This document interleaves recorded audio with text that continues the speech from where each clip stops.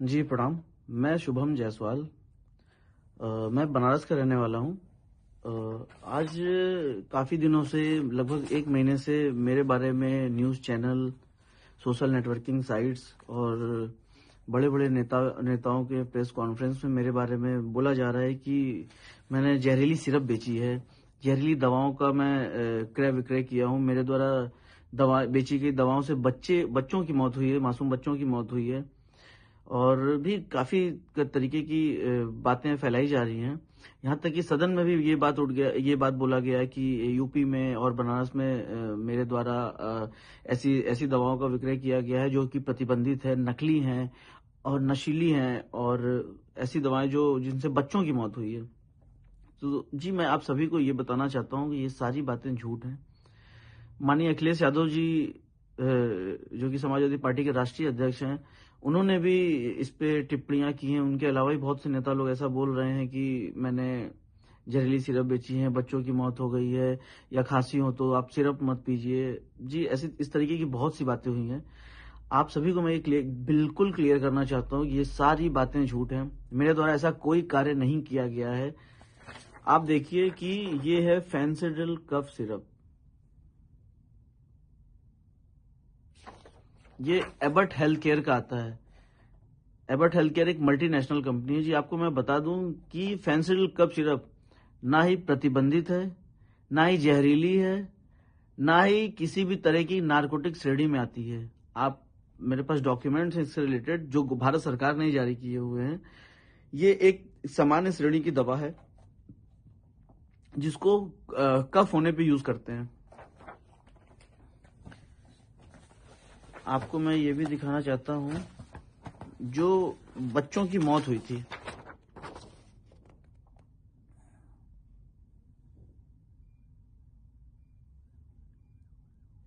ये season pharma द्वारा manufacturing की गई थी। छोटे बच्चों की दवा है, पीडियाट्रिक दवा बोलते हैं, कोल्ड ड्रिप सिरप।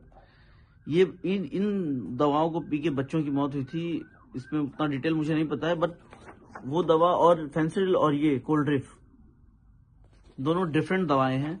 इन दवाओं से, मतलब फेंसिडिल से किसी बच्चों की मौत नहीं हुई थी, क्योंकि वो बच्चों के लिए सिरप है ही नहीं है, वो अडल्ट्स के लिए है। और बच्चों की सिरप अलग आती है जो कि ये है, जिससे बच्चे पी के मरे थे।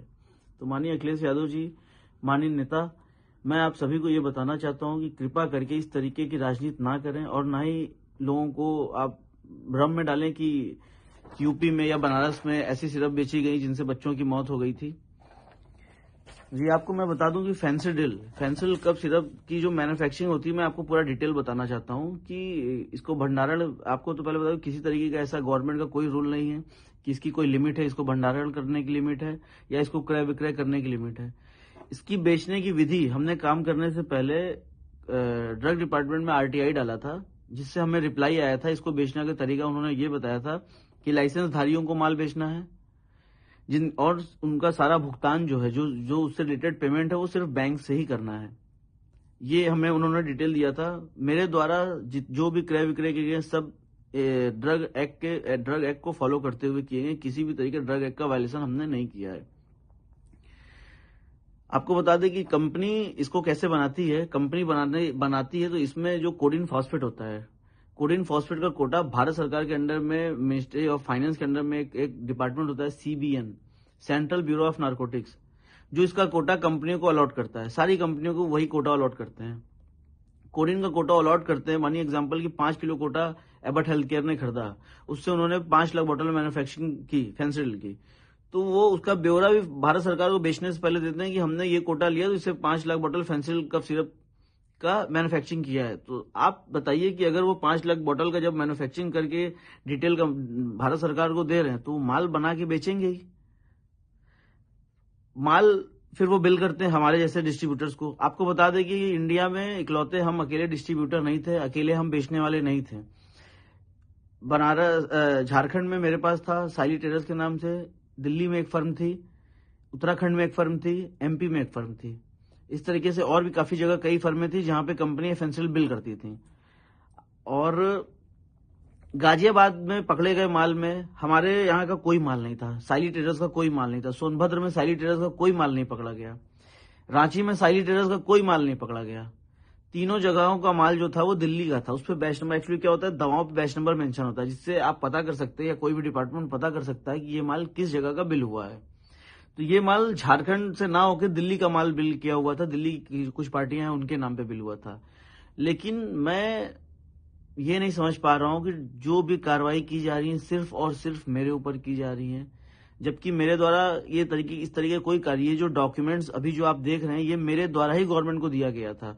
जब मेरे यहाँ पे एक्चुअली फेंसिल कफ सिरप का प्रोडक्शन कंपनी बंद कर दी है, रीजन कि इसी तरीके डिपार्टमेंटल हेडक होते थे तो कंपनी ये बंद कर दी है, कंपनी ने बनाना बंद कर दिया। हमारे पास भी जो भी स्टॉक पड़े हुए थे हमने उसको लास्ट टाइम जुलाई लास्ट में हमारे यहाँ से स्टॉक खत्म हो गया था, हमने सब माल बेच दिया था, सारी पार्टियों को, सारे लाइसेंस धारियों को बेचा था। किसी तरीके के अवैध व्यापार करने वालों को हमने माल नहीं बेचा है, जिसको भी दिया है सब दुकानदार थे, उनके लाइसेंस थे, उनके ड्रग लाइसेंस, उनके वैलिड ड्रग लाइसेंस उनके पास थे, उनके routine GST paid GST certificate थे उनके पास, उनके दुकान का जीपीएस फोटो हमारे पास था कि उनकी दुकानें हैं कि नहीं है, हमने जीपीएस फोटो। उसके बाद जब हम माल बेचते हैं उनको तो हमने उनसे ऑर्डर पैड पे, लेटर पैड पे ऑर्डर मंगाया जाता है मेरे द्वारा। उसके बाद उनको बिल करते हैं माल बिल करने के तरीका ये है कि उनका हम सेल इनवॉइस बनाते हैं, ई-वे बिल बनाते हैं, ई इनवॉइस करते हैं और ट्रांसपोर्ट के थ्रू माल भेजते हैं तो ट्रांसपोर्ट की बिल्टी होती है। जो ई-वे बिल बनता है, जिस गाड़ी से माल उस पार्टी को डिलीवर होता है उस गाड़ी का डिटेल उस ई-वे बिल पे मेंशन होता है, ताकि मतलब वो ओवरऑल सारा बिल कंप्लीट करके फिर हम माल उनके पास भेजते हैं। लोग बता रहे हैं कि माल मेरे द्वारा भेजा गया माल उनके पास नहीं पहुंचा है या वो सिर्फ कागजों पे फर्म है। आपको मैं बता दूं कि जो भी ई-वे बिल पे गाड़ियों का डिटेल है उससे टोल का डिटेल निकाल लिया जाए, चेक कर लिया है कि गाड़ियां वहां गई हैं कि नहीं, माल उनको डिलीवर हुआ है कि नहीं। हमारे पास माल डिलीवर होने के बाद हम बिल की रिसीविंग लेते हैं, बिल्टी की रिसीविंग लेते हैं। हमारे पास ऑल डॉक्यूमेंट्स हमने ड्रग डिपार्टमेंट्स के लिए मेंटेन करके रखा था, जो हमने अपने झारखंड ड्रग डिपार्टमेंट को दिया। झारखंड ड्रग डिपार्टमेंट द्वारा जहां जहां हमने माल भेजा वहां के ड्रग अथॉरिटी को ये शेयर किया गया। उसके बाद जहां जहां हमने माल बेचा था वहां वहां हमारे खिलाफ मुकदमा ड्रग डिपार्टमेंट द्वारा लिखवाया गया और एनडीपीएस में मुकदमे लिखवाए गए, 420 में मुकदमे लिखवाए गए। बनारस, जौनपुर, चंदौली, गाजीपुर, सोनभद्र, हर जगह हमारे खिलाफ मुकदमे लिखवा दिए गए हैं। आपको मैं बता दूं कि मेरा किसी तरीके का या मेरी फैमिली का किसी तरीके का कोई भी आपराधिक हिस्ट्री नहीं रहा है, क्योंकि हम एक व्यवसायी परिवार से बिलोंग किए हैं और हम सिर्फ व्यवसाय किए हैं। एक दवा व्यवसायी होने के नाते हमने फेंसिल जिस तरीके से बेचा उस तरीके से बाकी प्रोडक्ट्स भी हमने बेचे हैं। उसका डेटा कोई नहीं दे रहा। 100 करोड़ की बात की जा रही है, 100 करोड़ का माल खपा दिया गया, माल बेच दिया गया। जी हाँ, बिल्कुल हमने माल बेचा है, क्योंकि कंपनी बना रही है तो हम लेंगे। अगर हमको दोषी बनाया जा रहा है तो कंपनी दोषी क्यों नहीं है?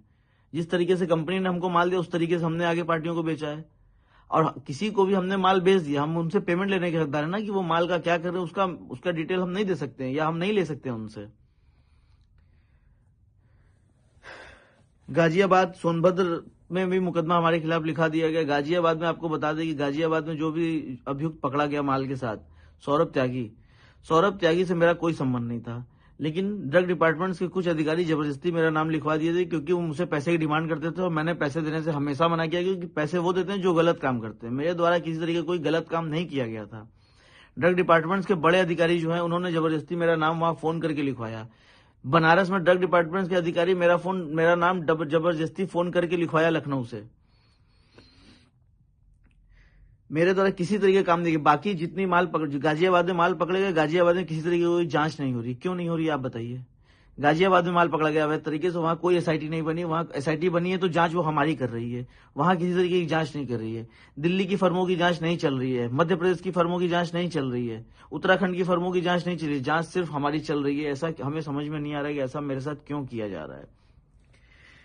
मैं आपको ये भी बता दूं कि मेरा किसी तरीके की किसी राजनीतिक दलों से, किसी राजनेता से मेरा किसी तरीके का व्यापारिक संबंध नहीं रहा है।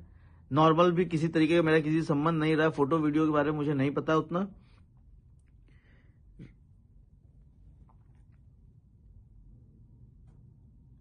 और एक और छोटी सी बात बताना चाहता हूँ। ये राजा ज्योति आनंद सिंह एक हमारे मित्र रहे हैं, हमारे साथी रहे हैं।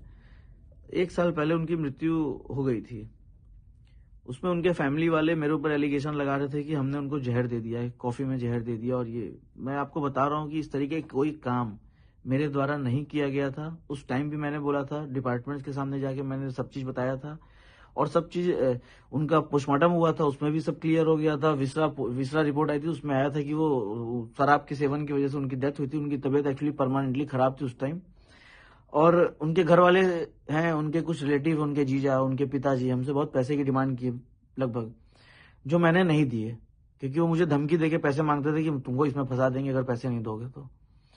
दोस्तों देखिए, लोग मेरे खिलाफ बहुत उल्टा सीधा बात कर रहे हैं। मैं किसी तरीके का कोई अवैध काम अपने द्वारा, मेरे द्वारा किया ही नहीं गया है। मुझे फंसाया जा रहा है। माननीय मुख्यमंत्री जी से मैं निवेदन करता हूं कि जांच आप करवा ही रहे हैं, मुख्यमंत्री जी जांच, क्लियर जांच कराइए ताकि मुझे फंसाया ना जा सके। मुझे हर जगह फंसाया जा रहा है।